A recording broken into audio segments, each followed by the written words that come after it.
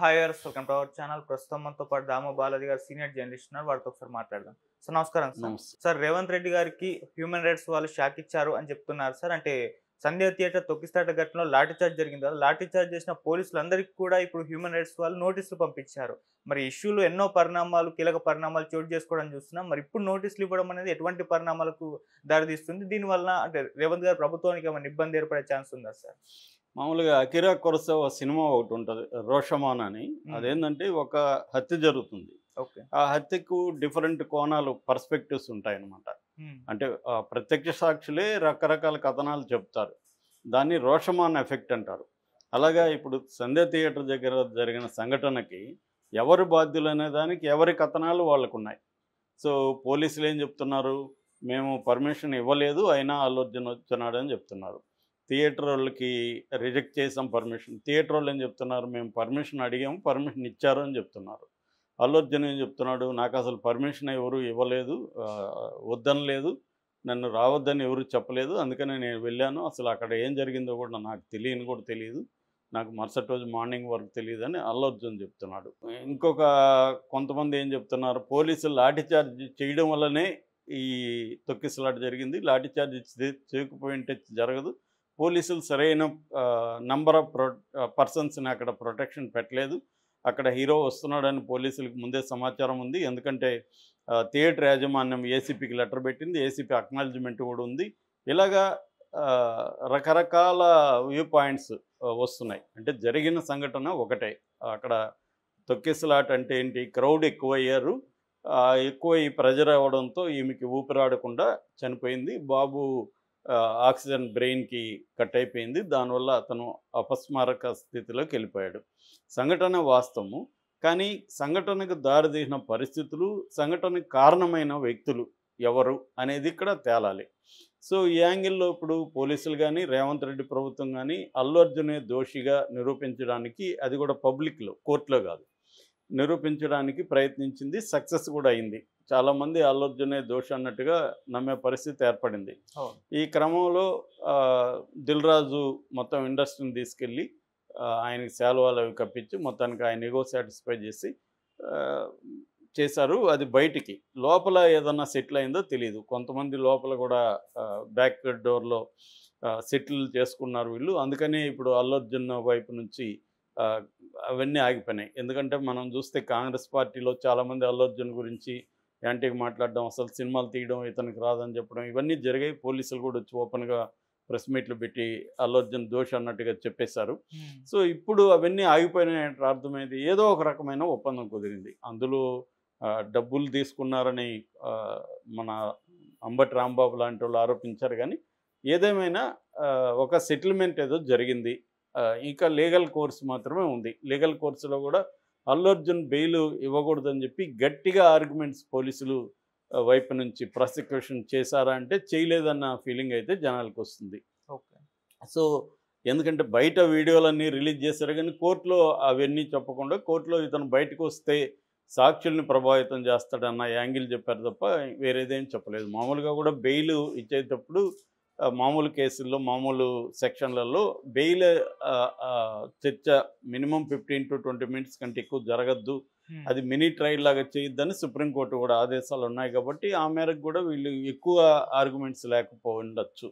ఎందుకంటే అదేమి mini trial కాదు బెయిల్ అనేది. బెయిల్ అనేది ఎప్పుడూ కూడా, బెయిల్ ఎందుకు వద్దంటారంటే ఇతను ఫ్లైట్ రిస్క్, విదేశాలకు పారిపోవచ్చు, లేదా సాక్ష్యాధారాలని తారుమారు చేయొచ్చు, సాక్షుల్ని ప్రలోభపరచచ్చు, లేదా బెదిరించవచ్చు అన్న 3 కండిషన్లు బేస్ చేసుకొని బెయిల్ని ఇన్వెస్టిగేటివ్ ఏజెన్సీస్ వ్యతిరేకిస్తుంటాయి. సో ఈ క్రమంలో ఒక అడ్వకేటు, రామారావు అనే అడ్వకేటు చిక్కడపల్లి పోలీస్ స్టేషన్లో కంప్లైంట్ ఇచ్చాడు, ప్లస్ హ్యూమన్ రైట్స్ కమిషన్కి లెటర్ రాశాడు. ఏమని, పోలీసులు లాఠీచార్జీ చేశారు, అనవసరంగా చేశారు లాఠీచార్జీ చేయకపోతే తొక్కిసలాట జరగదు, లాఠీచార్జ్ చేయడం వల్ల జనం ఒకవైపుగా పరుగులెత్తారు, ఆ ఒకవైపుగా వెళ్ళడం వల్లనే ప్రెజర్ అక్కడ కింది బాల్కనీ, కింది క్లాసులో వీళ్ళు ఉన్నారు, ఈ ఫ్యామిలీ, అక్కడ జనం తొక్కిసలాట జరగడానికి పోలీసుల లాఠీచార్జీ కారణం. ఎందుకంటే అక్కడ కింది దగ్గర పోలీసులు ఎవరు ప్రొటెక్షన్గా లేరు, అంతా కూడా అల్లు అర్జున్ వైపే వచ్చారనేది నిరంజన్ రెడ్డి కూడా హైకోర్టులో ఆర్గ్యుమెంట్ చేశాడు. దానికి సంబంధించి వాళ్ళు రిమాండ్ రిపోర్ట్లోనే రాస్తున్నారు. జరిగిన సంఘటన తర్వాత మేము అప్పర్ బాల్కనీ నుంచి మా వాళ్ళు పోలీసులు కింది బాల్కనీకి కింది ప్లేస్కి వెళ్ళారు అనేది రిమాండ్ రిపోర్ట్లోనే ఉందని ఆయన చూపించాడు. అంటే పోలీసులే ఒప్పుకున్నారు, కింద ఎవరు ప్రొటెక్షన్ లేరు పోలీసులు, అందుకనే అల్లు అర్జున్ చూడడానికి కిందికి ఎక్కువ మంది వచ్చారు అనేది ఆయన చెప్పాడు. లాఠీ చార్జ్ విషయం నిరంజన్ రెడ్డి కోర్టులో చెప్పలేదు, కానీ లాఠీచార్జ్ జరిగిన వీడియో విజువల్స్ కూడా బయటకైతే వచ్చాయి. సో ఈ Ramarao NHRC national human rights commission, ఇది protection of human rights act PHRA 1993 ప్రకారం ఏర్పడింది అనమాట మన దేశంలో. అంటే హ్యూమన్ రైట్స్ వైలేషన్స్, మానవ హక్కుల ఉల్లంఘన జరిగినప్పుడు ఈ నేషనల్ హ్యూమన్ రైట్స్ కమిషన్ అనేది ఎంటర్ అవుతుంది. ఈ నేషనల్ హ్యూమన్ రైట్స్ కమిషన్కి ఒక సివిల్ కోర్టుకు ఉండే అధికారాలన్నీ ఉంటాయి. వీళ్ళు ఒక ఎనీ స్టేట్ గవర్నమెంట్ని లేదా సెంట్రల్ గవర్నమెంట్ని వీళ్ళు ఒక హ్యూమన్ రైట్స్ వయలేషన్ జరిగిన చోట దాని మీద విచారణకి ఆదేశించవచ్చు, నివేదిక కోరచ్చు, అక్కడ సాక్షుల్ని పిలిపించవచ్చు, సాక్షుల దగ్గర వాంగ్మూలాలు తీసుకోవచ్చు, ఎవిడెన్స్ డాక్యుమెంట్స్ అడగచ్చు, తర్వాత వాటిని పబ్లిక్ రికార్డ్స్ని కూడా అవి తీసుకోవచ్చు అనమాట. అట్లాగే కోర్టులను కూడా వీళ్ళు కోర్టులకు కూడా ఆదేశాలు పంపొచ్చు, దీని మీద మీరు సుమోటోగా కేసు తీసుకోండి అని. సుమోటోగా కూడా హ్యూమన్ రైట్స్ కమిషన్ ఒక దగ్గర ఏమైనా హ్యూమన్ రైట్స్ వైలేషన్ జరిగితే సుమోటోగా ఎవరు కంప్లైంట్ ఇవ్వకుండా కూడా వాళ్ళు టేకప్ చేయొచ్చు అనమాట. అటువంటి పవర్స్ అన్నీ ఉంటాయి.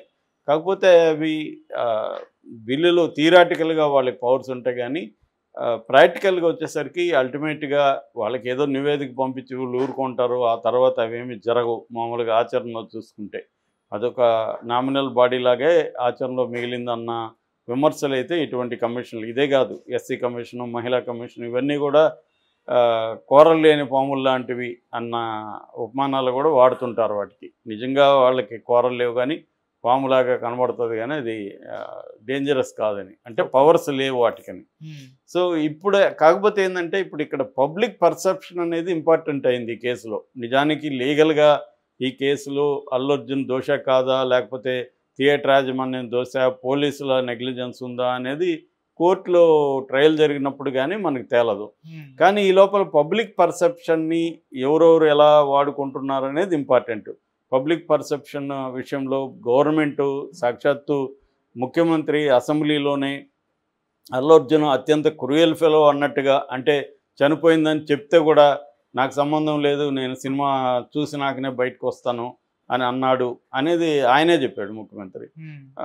మరి దాన్ని కోర్టులో ప్రూవ్ చేయాలి. ఆరోపణ అది. ముఖ్యమంత్రి చెప్పినా ప్రధానమంత్రి చెప్పినా కూడా శిక్షలేం పడవు. వాళ్ళేమి కోర్టు కాదు, వాళ్ళు ఆరోపిస్తున్నట్టే. ఆ ఆరోపణలు అనేవి ఎక్కడ తేలాలి? కోర్టులో తేలాలి. ఎందుకంటే మనకు ఒక ప్రజాస్వామ్య సిస్టమ్ ఎవాల్వ్ అయింది. దీంట్లో మనం ఎవరైనా ఇప్పుడు నువ్వు నేరం చేసావని నమ్మితే, నేను పవర్ఫుల్ అయితే నువ్వు నేరం చేసినట్టు కాదు కదా, నేను ఆరోపిస్తున్నాను అంతే. ఆ ప్రధానమంత్రి ఒక ఆరోపణ, ఇప్పుడు రాహుల్ గాంధీ మీద ప్రధానమంత్రి ఆరోపిస్తాడు, అంతమైన ఆయన నేరం చేసినట్టు కాదు కదా. అందుకనే వ్యవస్థలు ఏంటంటే మనం కొన్ని రకాల వ్యవస్థల్ని అభివృద్ధి చేసుకున్నాం ప్రజాస్వామ్యంలో. అదేంటంటే చట్టము, న్యాయము, దాని తర్వాత వాటిని డీల్ చేసేదానికి న్యాయ వ్యవస్థ వీలైనంత నిష్పక్షంగా పనిచేయాలి, తమ వ్యక్తిగత రాగద్వేషాలకు అతీతంగా పనిచేయాలి. ఇలాంటి సిస్టమ్స్ ఉన్నాయి. అట్లాంటప్పుడు మామూలుగా అయితే ఏం చేయాలి? రేవంత్ రెడ్డి కానీ పోలీసులు కానీ అల్లు అర్జున్ తప్పు చేశాడని కోర్టులో నిరూపించాలి. కానీ వాళ్ళు ఆ పని చేయకుండా పబ్లిక్ దీంట్లోకి వచ్చేసి, పబ్లిక్ డొమైన్లోకి వచ్చేసి పబ్లిక్లో అల్లు అర్జున్ దోషాన్ని నిరూపించడానికి ట్రై చేశారు. దాన్ని అందిపించుకొని చాలామంది అల్లు అర్జున్ ఇంకా ఎక్స్ట్రీమ్కి వెళ్ళిపోయారు. నేను ఆ మధ్య మన రాధాకృష్ణ కొత్తపల్లిని కూడా విశ్లేషించాను. అల్లు అర్జున్ అతన్ని పేరు మర్చిపోవడమే అల్లు అర్జున్ చేసిన నేరంలాగా. పేరు ఎవరైనా మర్చిపోతారు, ఎగ్జైట్మెంట్ ఉంటుంది. మన క్లోజ్ ఫ్రెండ్ పేర్లు కూడా మనం ఒక్కోసారి మర్చిపోతుంటాం. ఒక్కొక్కసారి మెమరీ అనేది ట్రిక్కీ థింగ్. అతను ఏం కావాలని అవమానించాలని మర్చిపోయాడు కదా, అతను మర్చిపోయాడు. సో మర్చిపోతే వీడికి గుర్తు చేయాలన్నట్టుగా ఈయన చేస్తారా? అరవింద్ అది రేవంత్ రెడ్డిని కూడా అవమానపరిచినట్టే ఆయన రాసింది. అలాగే చాలామంది పేరు మర్చిపోవడం వల్లనే ఇది చేశాడని, ఇది నిజానికి సిల్లీ థింగ్. ఒక ముఖ్యమంత్రి స్థాయిలో ఉండేవాళ్ళు అలా తీసుకోరు. కాకపోతే ముఖ్యమంత్రికి సినిమా ఇండస్ట్రీ మీద ఓవరాల్ కోపం ఉందంటే ఆయనకు ఉంది. ఎందుకంటే వ్యక్తిగతంగా ఆయన ప్రమాణ స్వీకారం చేసిన తర్వాత ఎవరు వెళ్ళి ఒక బాడీ వెళ్ళి అప్రిషియేట్ చేయలేదు. తర్వాత ఈయన ప్రభుత్వం నుంచి కొన్ని ప్రకటించినా కూడా వాళ్ళ స్పందన లేదు. ఇలాంటి వాటికి ఉంది. కానీ ఇప్పుడు ఏంటంటే పోలీసులు తప్పు చేశారా లేదా అనేది తేలదు. ఎందుకంటే పోలీసులు తప్పు చేసినట్టు ఎవరైనా మాట్లాడితే వాళ్ళు తాట తీస్తామని కూడా పోలీసులు బెదిరించడం మనం చూసాం. వేరే వీడియోలు పెట్టకూడదు. ఇప్పుడు పోలీసులు ఒక వీడియో రిలీజ్ చేసినప్పుడు దానికి కౌంటర్గా ఇంకొక వీడియో రిలీజ్ చేసే హక్కు లేదా డెమోక్రసీలో? అట్లాంటప్పుడు పోలీసులు కూడా రిలీజ్ చేయకూడదు కదా వీడియో. మీరు కోర్టులో పెట్టుకోండి, మాకెందుకు రిలీజ్ చేస్తున్నారు, మమ్మల్ని ఎందుకు జడ్జి చేయమని చెప్తున్నారు? కాబట్టి ఇక్కడ పోలీసులకి రైట్ ఉంటే సామాన్య పౌరుడికి కూడా రైట్ ఉంటుంది. తను కూడా ఒక వీడియో రిలీజ్ చేయొచ్చు ఇదే జరిగిందని. ఆ రైట్ లేదని చెప్పే హక్కు లేదు. కానీ వాళ్ళు బెదిరించే స్థాయిలో మనం చూస్తున్నాం. ఇవన్నీ ఏంటంటే ప్రజాస్వామిక వ్యవస్థలు అన్నింటినీ కూడా ధ్వంసం చేసుకుంటూ వెళ్ళే ఒక ప్రక్రియ గత కొంతకాలంగా ఇండియాలో జరుగుతుంది. ఈ క్రమంలో ఇప్పుడు హ్యూమన్ రైట్స్ కమిషన్ ఎంటర్ అయ్యి డీజీపీ జితేందర్ని ఆదేశించింది. నిజంగా లాఠీచార్జీ జరిగిందా అని వల్లనే తొక్కిసలాట జరిగిందా నివేదికని. ఆటోమేటిక్గా డీజీపీ ఏమి నివేదిక ఇస్తాడు? పోలీసులు తప్పులేదని నివేదిక ఇస్తాడు హ్యూమన్ రైట్స్ కమిషన్. ఇచ్చినప్పుడు మరి హ్యూమన్ రైట్స్ కమిషన్ ఏం చేస్తుంది? ఇండిపెండెంట్గా చేయాలా? ఇండిపెండెంట్గా చేస్తుందా లేదా అంటే డౌటే. ఇండిపెండెంట్గా చేయకపోతే ఇప్పుడు ఎవరి మీద నీ మీద ఆరోపించిన వస్తే మీ ఇంట్లో మీ ఫాదర్నో మీ బ్రదర్నో నీ మీద విచారం చేసి పంపించమంటే ఎలా ఉంటుంది? అలాగే పోలీసుల మీద వచ్చినప్పుడు ఆ పోలీస్ అధికారి దగ్గరే విచారిస్తే వాళ్ళు ఎందుకు నిష్పక్షపాతంగా చేస్తారు? ఇక్కడే ప్రాబ్లం ఉంది. వాళ్ళు ఏదో మొక్కుబడిగా నివేదిక అడిగినట్టుగా మనకు అనిపిస్తుంది. ఎందుకంటే నేను అనేక విషయాల్లో చూశాను. ఫైనల్గా ఏం జరగకపోవచ్చు కానీ కాకపోతే పబ్లిక్ పర్సెప్షన్లో ఇది ఇష్యూ ఇప్పుడు బయటకు వచ్చింది. అంటే లాఠీచార్జ్ జరగడం వల్లే